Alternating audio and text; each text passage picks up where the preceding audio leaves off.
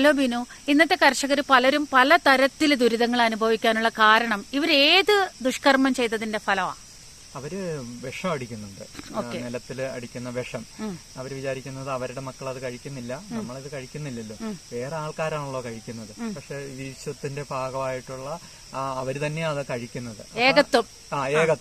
അപ്പൊ ഈ കളനാശിനിയും കീടനാശിനിയും ഒക്കെ അടിക്കുമ്പോ അത് ആർക്കാ അടിക്കുന്നത്? നമുക്ക് തന്നെയാണ്. മണ്ണിന്റെ ജീവൻ നഷ്ടപ്പെടുത്തുമ്പോ മണ്ണിന്റെ ജീവൻ നഷ്ടപ്പെടുത്തുന്നു, അതിന്റെ ചൈതന്യം നഷ്ടപ്പെടുത്തുന്നു. ഇത്രയും വലിയ അമ്മേനെ വിഷം തളിക്കുന്നത് മാതിരിയാണ് ഭൂമിയിലേക്ക് വിഷം തളിക്കുന്നത്. അതെ, അമ്മയ്ക്ക് വിഷം നൽകുന്നത് തുല്യം തന്നെ. അപ്പൊ ഇനിയുള്ള കർഷകരെല്ലാം വിഷം അടിക്കാത്തത് അപ്പൊ ഉണ്ടാകൂല എന്നൊരു തെറ്റിദ്ധാരണയുണ്ട്.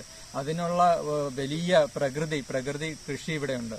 ഈ ഭൂമി എല്ലാം നമുക്ക് തരും, എല്ലാം തരും. അതിനുള്ള നോളജ് മാത്രം, അറിവില്ലായ്മയാണത്.